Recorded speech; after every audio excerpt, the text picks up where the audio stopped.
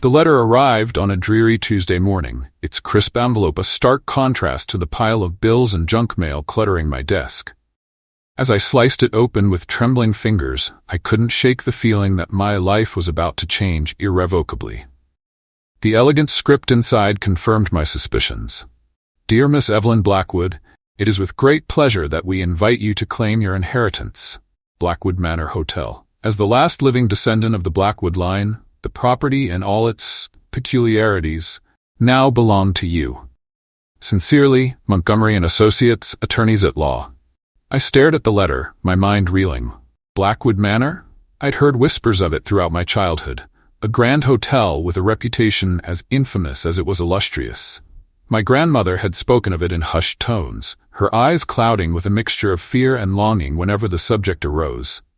Evelyn, she'd say, her gnarled hands clasping mine, promise me you'll never set foot in that cursed place. The walls whisper secrets best left unheard. But now, here I was, being called back to a place I'd never known, yet somehow always feared. The irony wasn't lost on me. As a historian specializing in paranormal phenomena, I'd spent my career chasing ghosts and legends. Now, it seemed, the ghosts were calling me home. I packed my bags with a sense of trepidation, each item feeling like a step closer to an uncertain fate.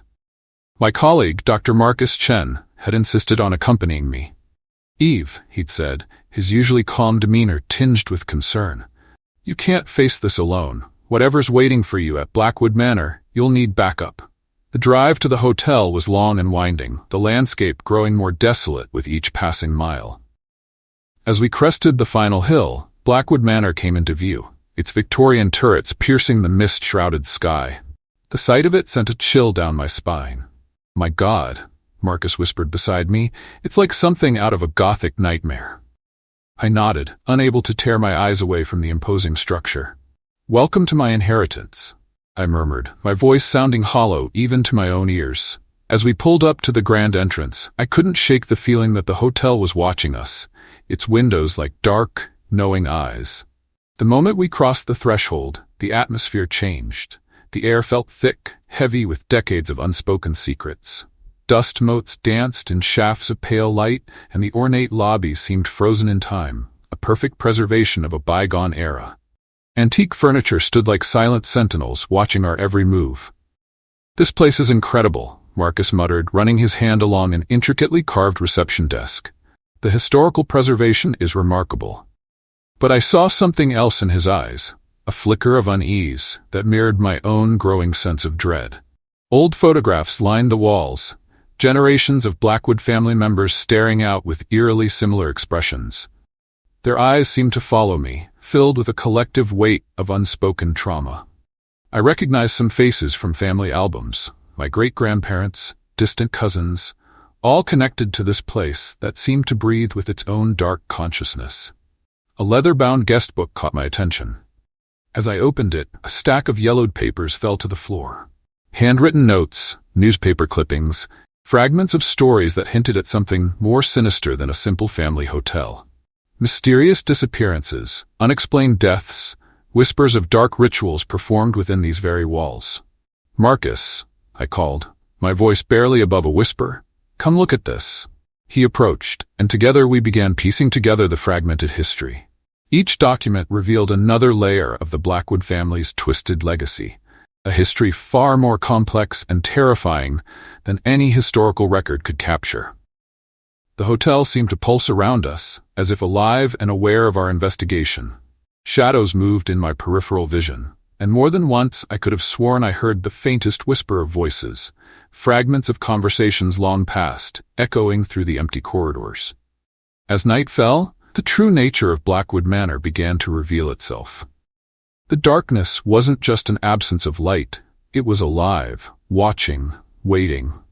And I knew our real journey was just beginning.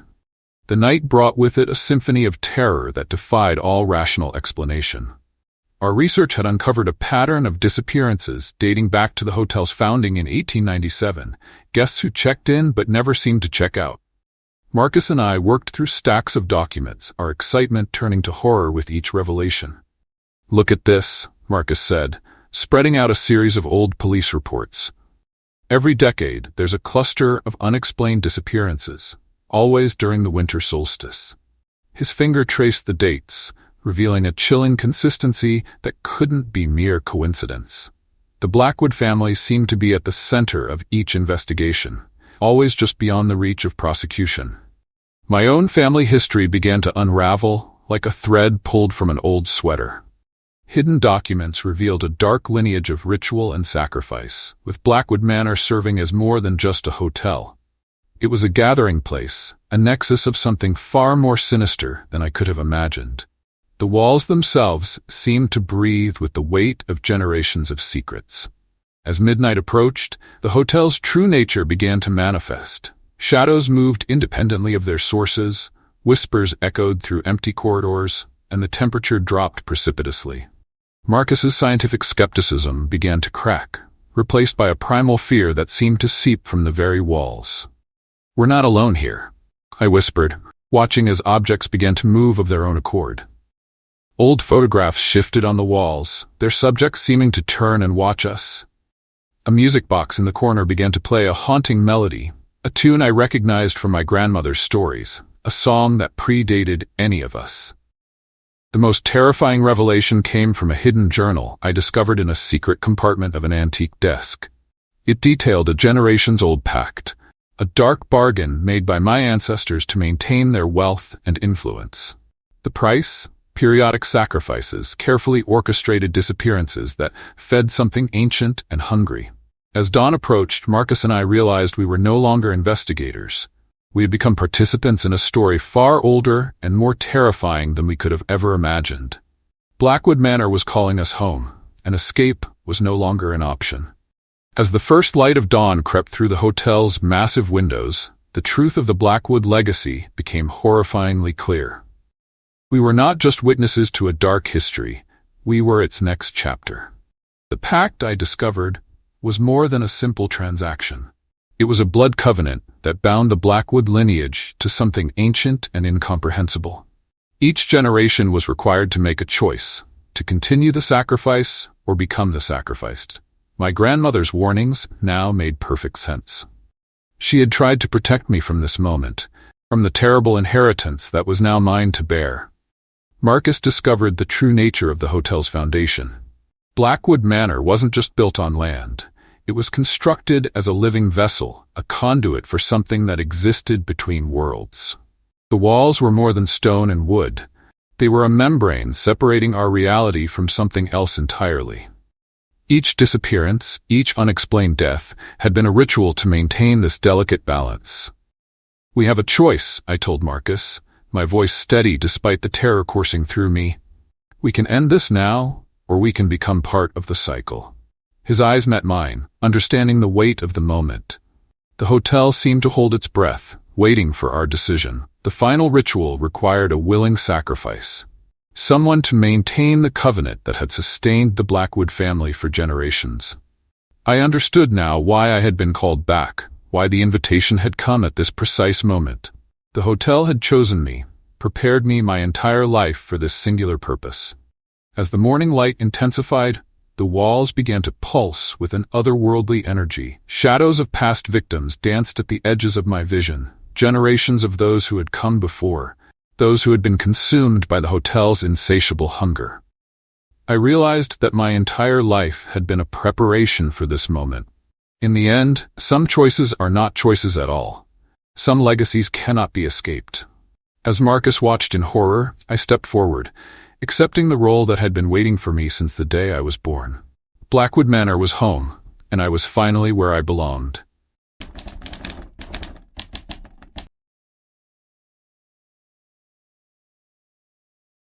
I should have known better. The moment I clicked confirm on that online booking form, a chill ran down my spine. But I dismissed it as mere excitement. The thrill of finally securing a room at the infamous Overlook Hotel. For years, I'd been fascinated by the tales of supernatural occurrences within its walls, particularly in room 217. As a paranormal investigator, this was my holy grail. The drive up to the hotel was eerily quiet. No radio signal reached this far into the mountains, leaving me alone with my thoughts and the steady hum of my car's engine. As I rounded the final bend, the overlook loomed before me. A grand dame of architecture nestled against the backdrop of snow-capped peaks. Its windows seemed to watch me approach, and I couldn't shake the feeling that the hotel itself was aware of my presence. Stepping into the lobby, I was struck by the contrast between the opulent decor and the distinct air of neglect.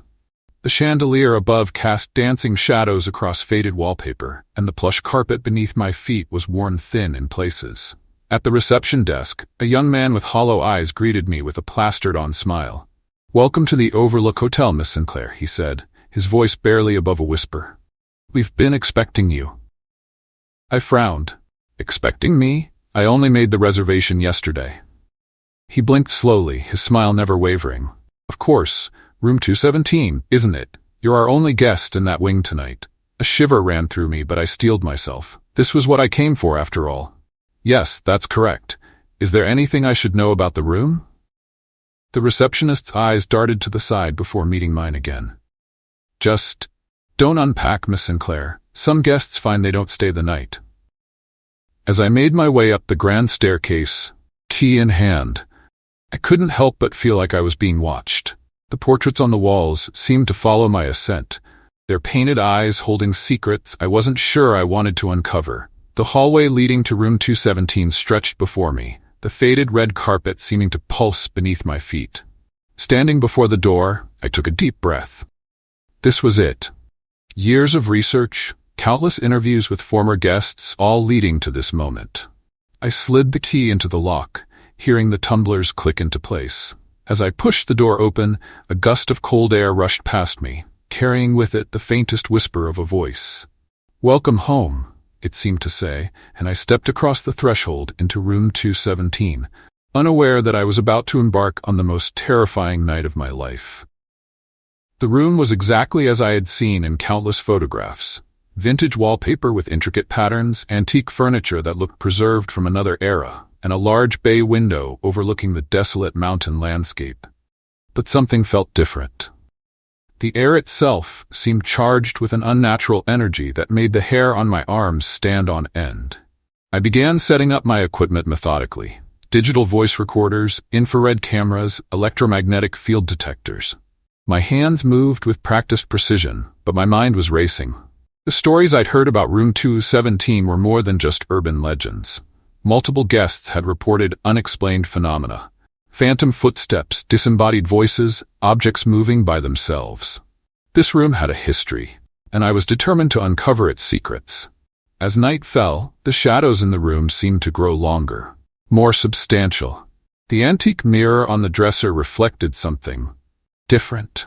For a split second, I could have sworn I saw a figure standing behind me, an elderly woman in a faded 1920s dress. But when I spun around, nothing was there.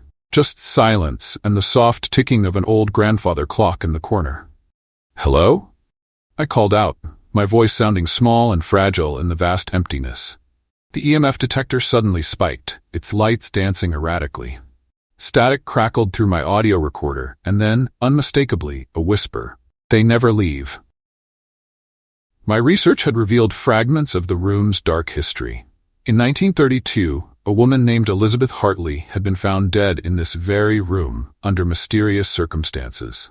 Some said she was murdered by her husband, others claimed she had taken her own life. But the local legend spoke of something more sinister. That the room itself was responsible for her death. Around midnight, the temperature in the room plummeted. My breath formed small clouds in front of me, and the digital thermometer showed a drop of nearly 20 degrees in seconds.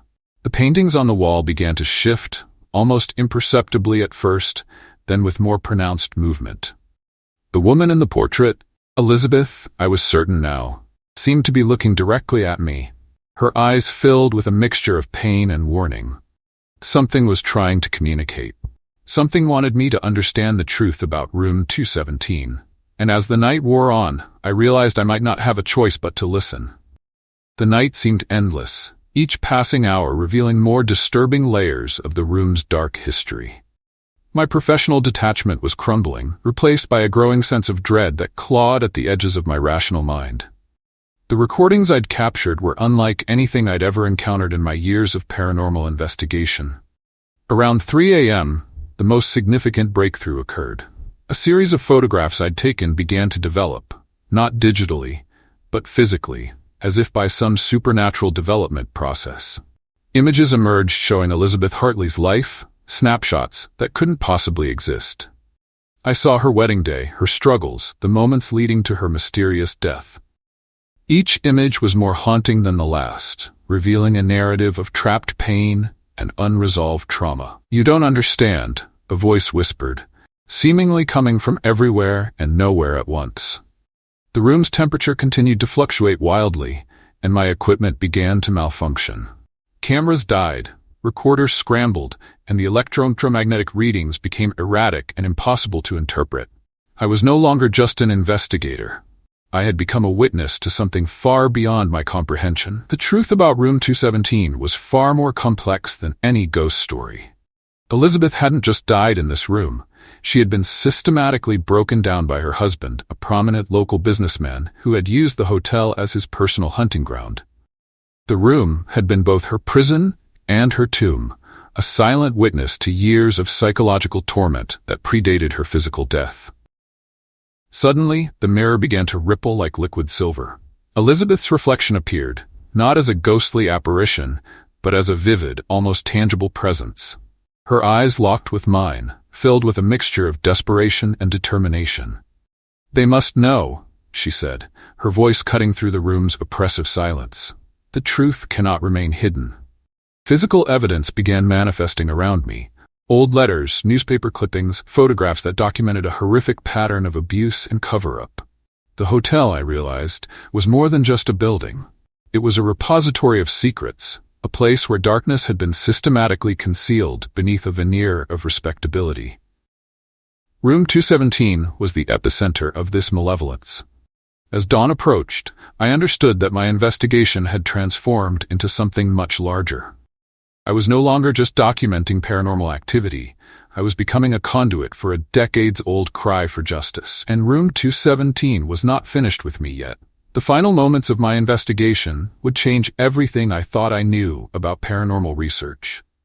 As the first light of dawn crept through the window, the room seemed to exhale, a long, painful release of accumulated suffering. Elizabeth's presence was no longer threatening, but desperate to be understood. Through a series of fragmented communications, whispers, electromagnetic pulses, and spectral images, the full story emerged. Elizabeth's husband, Charles Hartley, had been a powerful man who used the Overlook Hotel as a cover for unspeakable crimes. He had systematically trapped and eliminated women who threatened his social standing, with Room 217 serving as his primary instrument of manipulation and murder. My body felt like a conduit, channeling decades of suppressed pain and rage. The evidence I had uncovered was more than just paranormal documentation.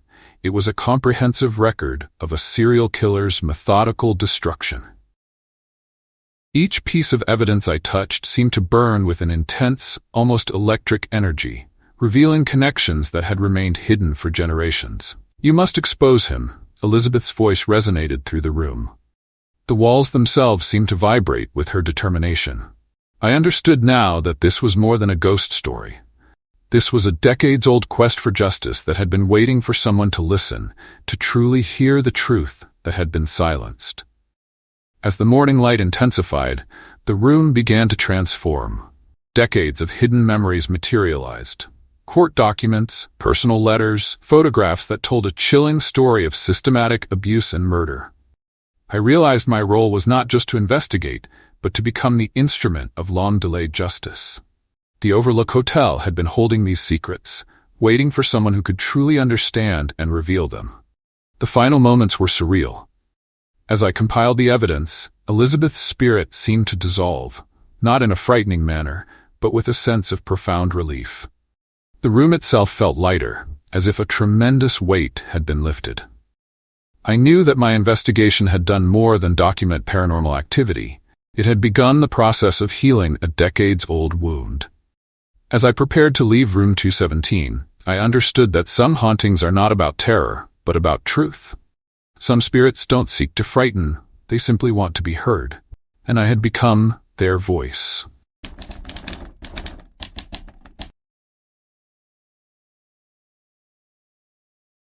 I never believed in ghosts until I stayed at the Ruby Peak Hotel. The moment I stepped into the grand lobby, with its crystal chandeliers and velvet drapes, a chill ran down my spine. The concierge, a pale man with sunken eyes, handed me the key to room 237 with a trembling hand. "Enjoy your stay, Miss Thorne," he whispered, his voice barely audible. As I made my way up the creaking elevator, the air grew thick and oppressive. The corridor on the second floor stretched endlessly, the faded floral wallpaper seeming to writhe in the dim light. I found my room and hesitated before inserting the key. The lock clicked and the door swung open with an ominous groan. The room itself was unremarkable, a queen-size bed, a writing desk, and a small bathroom. But something felt off.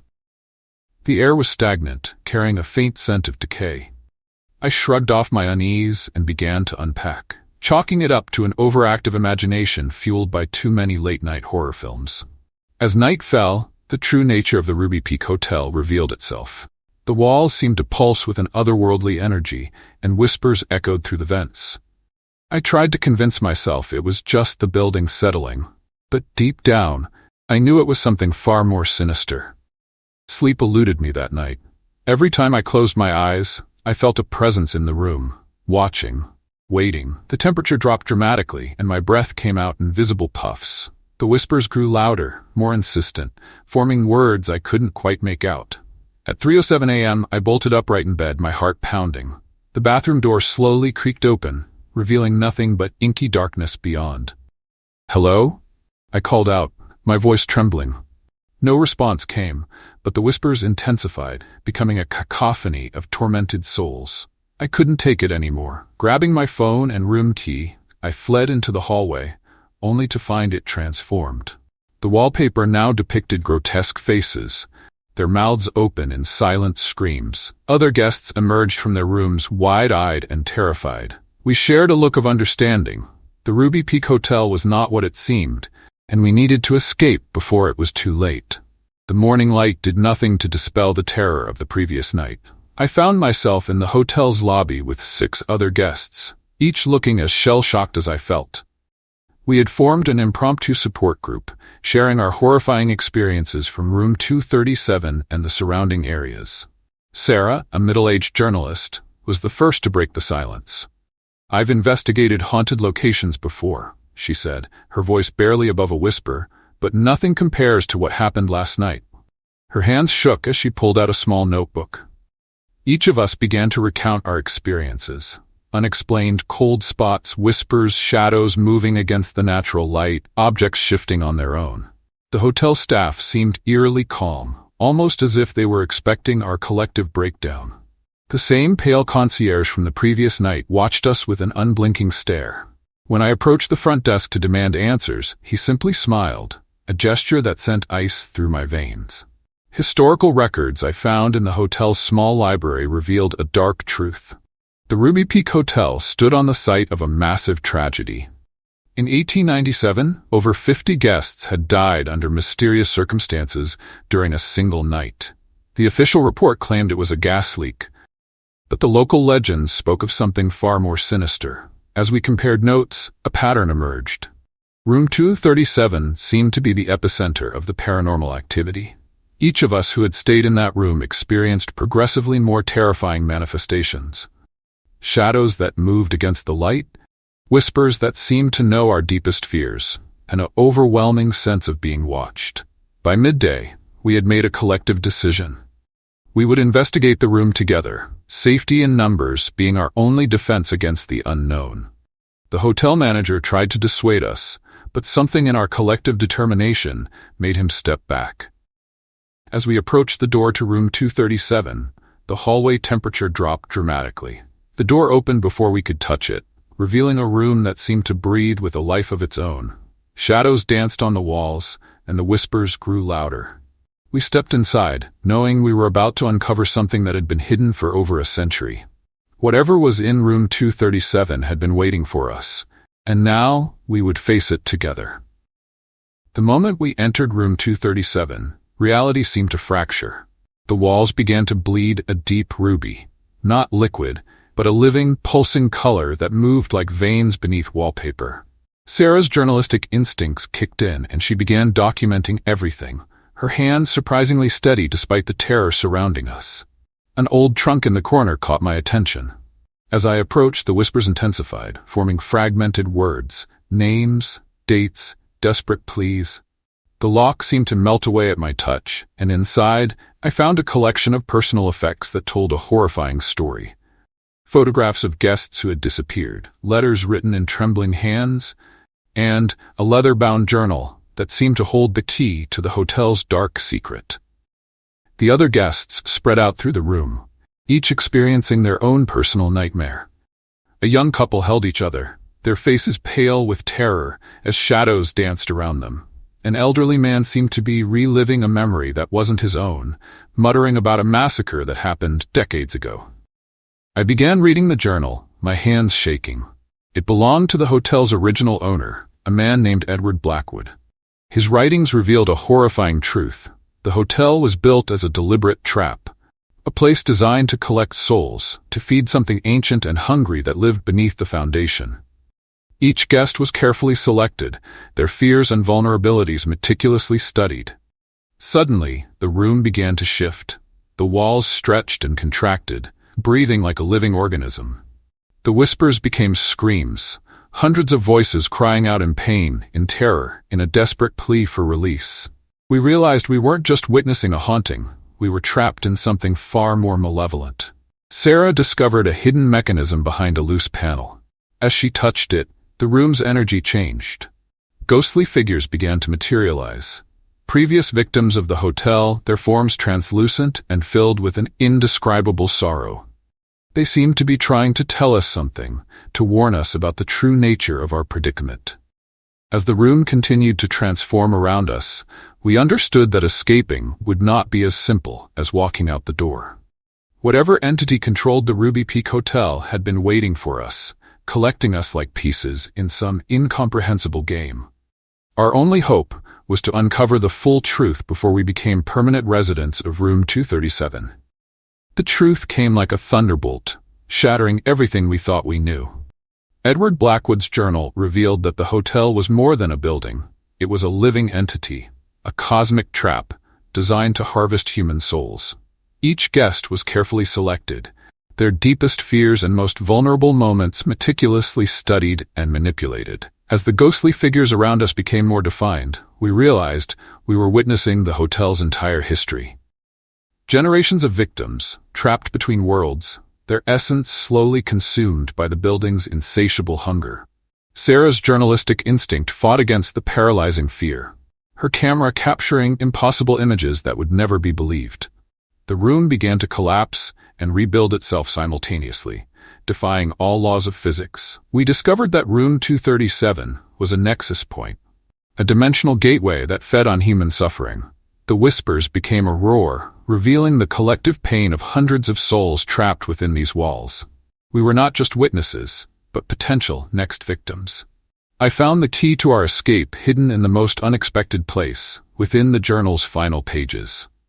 Blackwood had left a cryptic ritual, a method to break the hotel's hold. It required a collective sacrifice of will, a unified rejection of the fear that the building fed upon.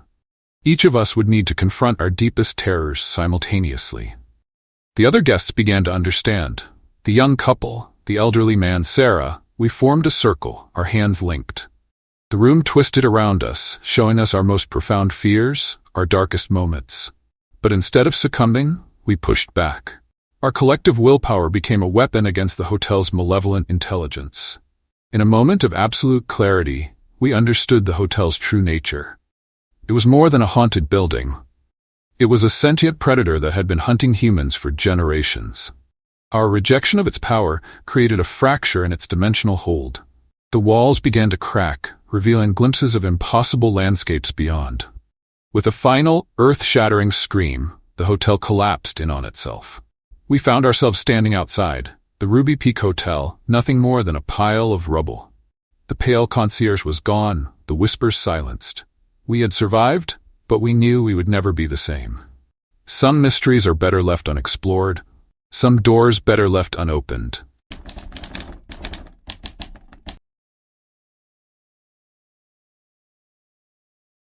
I stepped into the opulent lobby of the Majestic, my heels clicking against the polished marble floor.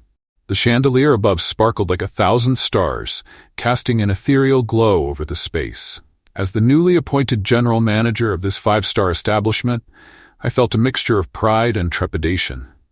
The Majestic was renowned for its unparalleled luxury, but whispers of its darker nature had always lingered in the shadows. "Welcome, Miss Sinclair." A voice startled me from my reverie.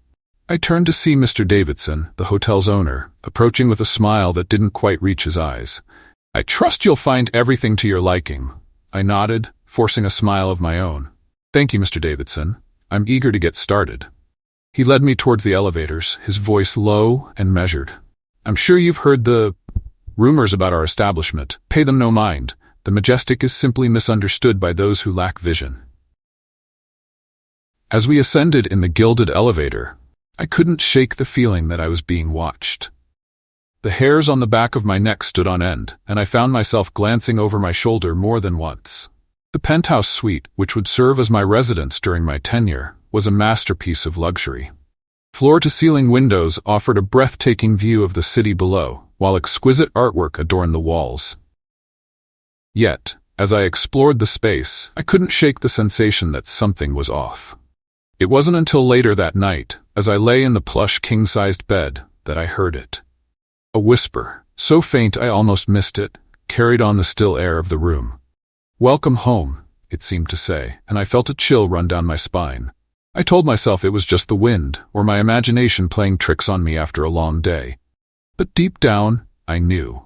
The Majestic had welcomed me into its embrace, and I had a feeling it wouldn't let go easily. The next morning, I discovered the first anomaly. A leather-bound guest ledger sat on my desk, its pages yellowed and brittle. As I opened it, a photograph slipped out, a woman in a 1920s evening gown, her eyes seemingly staring directly into mine with an unsettling intensity.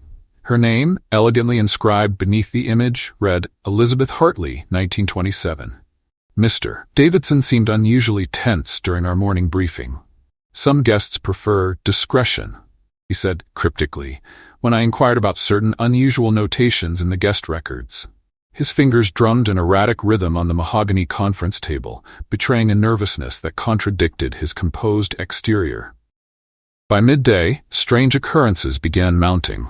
Housekeeping staff reported rooms rearranging themselves overnight.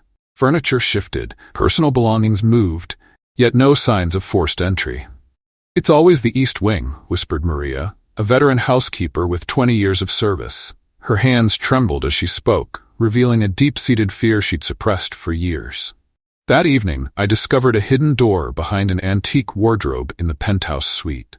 The mechanism was intricate, requiring precise pressure on specific ornate carvings.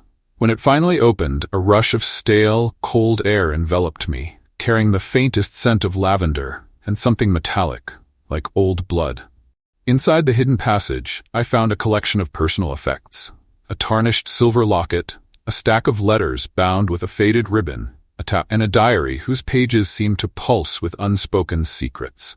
The handwriting matched the woman from the photograph, Elizabeth Hartley.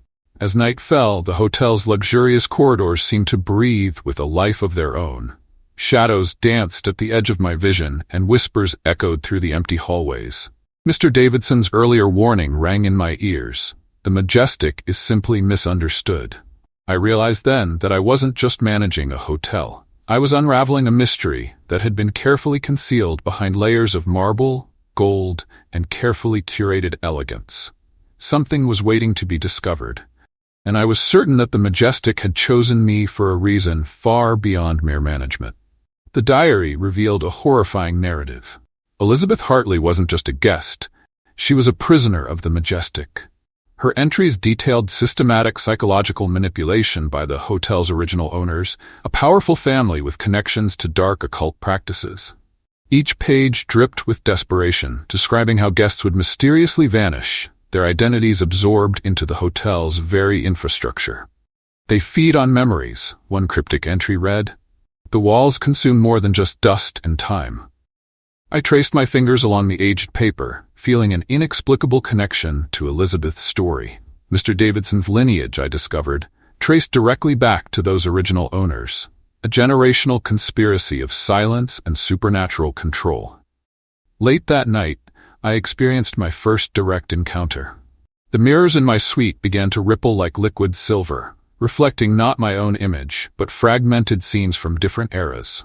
A 1930s socialite drinking champagne, a terrified businessman from the 1950s, multiple faces bleeding into one another, trapped within the glass.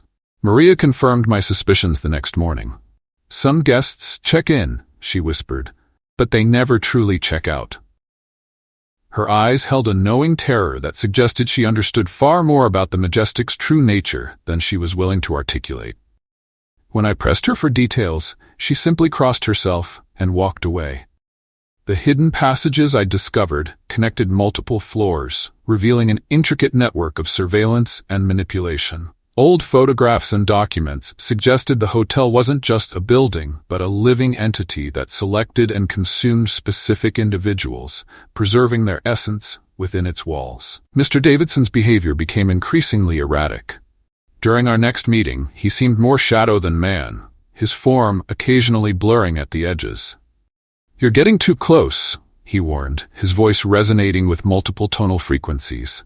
"Some mysteries are better left undisturbed."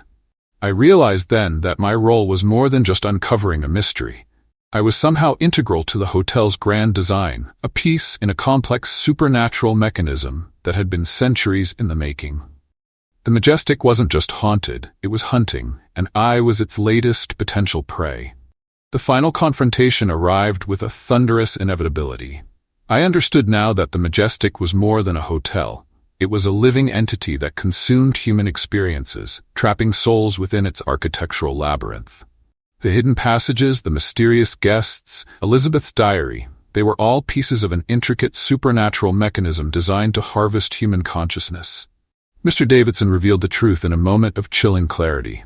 "Our family has maintained this sanctuary for generations," he explained. "The hotel chooses its guardians, its collectors. You were selected long before you knew."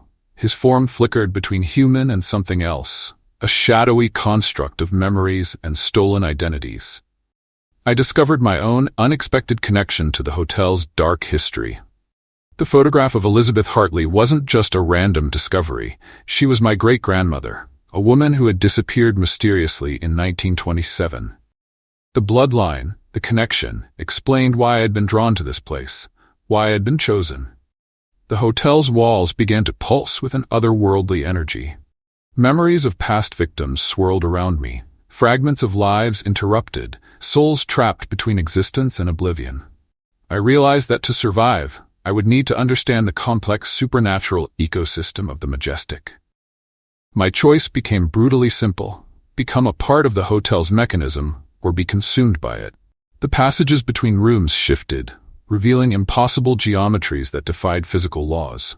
Whispers of previous guardians echoed through the corridors, warning and beckoning simultaneously. In a moment of profound revelation, I understood that the Majestic was more than a predator. It was a complex system of preservation, collecting and protecting human experiences that would otherwise be lost to time. Mr. Davidson was not my enemy, but a custodian of a profound supernatural responsibility. As dawn broke, I made my choice. I would become the new guardian of the Majestic, continuing a legacy that stretched back generations. The hotel had not chosen me by accident. I was always meant to be here, to protect its secrets, to maintain the delicate balance between the world of the living and the realm of forgotten memories.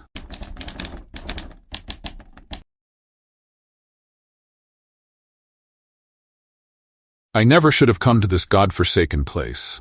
The wind howled outside, rattling the windows of the old Stormhaven Hotel like angry fists demanding entry. I huddled deeper into the worn armchair, my eyes fixed on the flickering flames in the fireplace. The storm had been raging for hours, cutting us off from the outside world and trapping us in this decaying relic of the past. "Another drink, miss?"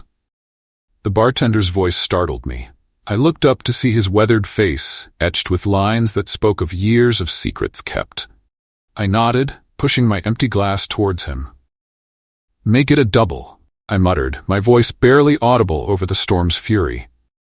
As he poured, I scanned the room, taking in the handful of other guests who had sought refuge here.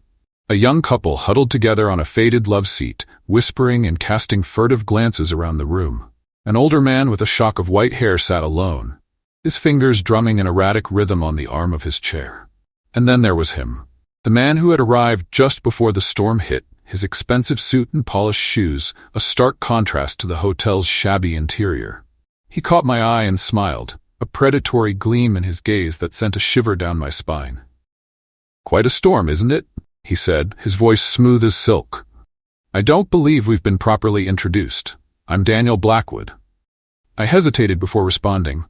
"Sarah," I said simply, offering no last name. Something about him set me on edge, a feeling I couldn't quite shake. "Do you come here often, Mr. Blackwood?" He chuckled, a sound that seemed to carry hidden meanings. "Oh no, this is my first time, but I have a feeling it's going to be a memorable stay." As he spoke, the lights flickered ominously, casting strange shadows across his face. Suddenly, a piercing scream cut through the air, drowning out even the howling wind. We all jumped to our feet, hearts racing. The young woman from the couple stood trembling, pointing towards the window. "I saw something," she gasped. "A face. There was a face out there in the storm."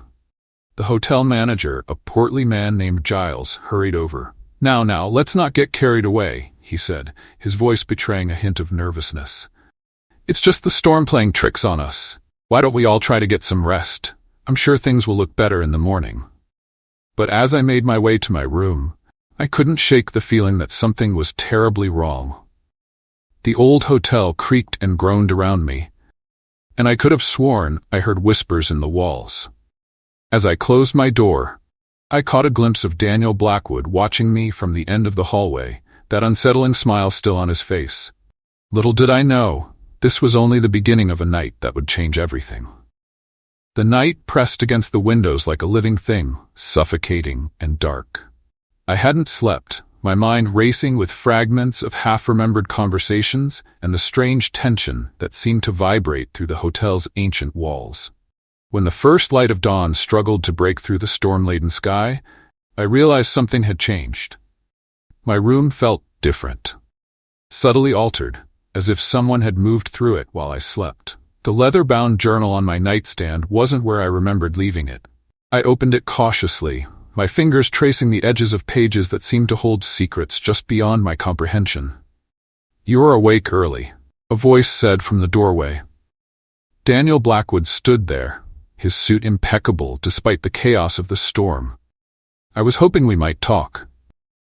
There was something calculated in his stance, a predatory precision that made me instinctively take a step back. The hotel felt different in the morning light. Giles, the manager, was nowhere to be seen. The young couple from the previous night seemed to have vanished, leaving only a half-empty coffee cup and a crumpled napkin as evidence of their existence. The white-haired older man sat in the same chair, but now he was staring directly at me with an intensity that made my skin crawl. "Something's wrong," the old man muttered when our eyes met. "They're not who they say they are." Before I could ask what he meant, a crash echoed from the kitchen, a sound of breaking glass and something else, something that sounded almost like a muffled cry. Daniel moved closer, his hand reaching out as if to reassure me. "I'm sure it's nothing," he said, but his eyes told a different story. They were cold, calculating, holding secrets that seemed to pulse with a dangerous energy. As if on cue, the storm outside intensified. Lightning cracked across the sky, illuminating the hotel's interior with a brief, harsh light. In that moment, I saw something move in the hallway. A shadow that didn't belong to any of us. A shape that was both there and not there, watching us with an inhuman intensity. The storm had become our prison, a living entity that seemed to breathe and pulse with malevolent intent. By midday, the electricity had failed completely, leaving us in a twilight world of shadows and whispers. I found myself reluctantly allied with Daniel and the white-haired man, whose name I'd learned was Dr. Edwin Marsh. "They're coming," Dr. Marsh whispered, his hands trembling as he traced strange symbols on a piece of paper. "The boundaries are thin here." I watched, both fascinated and terrified, as he explained how the hotel sat on an intersection of supernatural lines, a place where reality could slip and twist. Daniel seemed to know more than he was letting on, I caught him examining old photographs in the hotel's study, his fingers tracing the edges of images that seemed to shift and change when I wasn't looking directly at them. "This hotel," he said quietly, "has a history that most people would prefer to forget." A sudden banging from the basement broke our conversation. It wasn't the random noise of the storm, but a deliberate, rhythmic pounding like something trying to break through. "We can't ignore it," I said, surprising myself with my own resolve. Daniel and Dr. Marsh exchanged a look that spoke volumes of unspoken understanding. As we descended the basement stairs, the air grew thick and heavy. The walls seemed to breathe, wooden panels shifting almost imperceptibly. Dr. Marsh muttered ancient words under his breath, a protection, a warning, or perhaps a prayer. The pounding grew louder, more insistent. "Whatever is down here," Daniel said, his voice tight with controlled fear, "has been waiting a very long time." The basement door stood before us, a portal to something unknown. The wood was carved with intricate symbols that seemed to move in the dim light, telling a story older than the hotel itself. With a final thunderous crash, something on the other side of the door began to push through. Reality itself seemed to bend and warp, and I realized we were about to discover the true nature of the storm, the hotel, and the terrible secret that had been waiting to be unleashed. The door exploded inward with a force that threw us backwards. What emerged was neither human nor entirely something else, a manifestation of the storm itself, a creature born from the hotel's dark history and the convergence of supernatural energies Dr. Marsh had warned about. "It's been waiting," Daniel shouted over the roar of wind and something more primal. "The hotel is a vessel, a trap designed to collect souls during moments of extreme atmospheric pressure." His words made a terrifying kind of sense. The creature, a swirling mass of shadow and memory, began to take shape, pulling fragments of our own histories into its form. Dr. Marsh pulled an ancient medallion from his pocket, chanting words that seemed to make the very air vibrate. "We are the guardians," he muttered, "the ones who must close the breach." I realized then that nothing about our meeting had been coincidental. We had been drawn here, selected, prepared for this moment. The creature lunged, and I felt its cold tendrils brush against my mind. Memories not my own flooded my consciousness. Decades of trapped souls, of pain, of terrible secrets buried beneath layers of storm and silence. Daniel moved with a precision that suggested he had done this before, creating a barrier of energy that pushed back against the supernatural assault. "The storm is both our prison and our weapon," he shouted to me. "We must use its energy to seal the breach." Dr. Marsh continued his chanting, the medallion now glowing with an unearthly light that pushed back the darkness. I understood then that we were more than victims. We were participants in a ritual older than the hotel itself. With a final desperate effort, we combined our energy. The creature screamed, a sound that was part wind, part human anguish, part something entirely beyond comprehension. The walls of the hotel began to crack, reality itself bending and twisting around us. In the moment of final confrontation, I understood everything. The storm, the hotel, our gathering, it was all part of a cosmic balance, a moment where the boundaries between worlds could be maintained or destroyed. As the light consumed us, I realized our true purpose had always been this: to protect the world from what lurked just beyond perception. The story ends, but the storm continues. Thanks for joining us in the shadows tonight.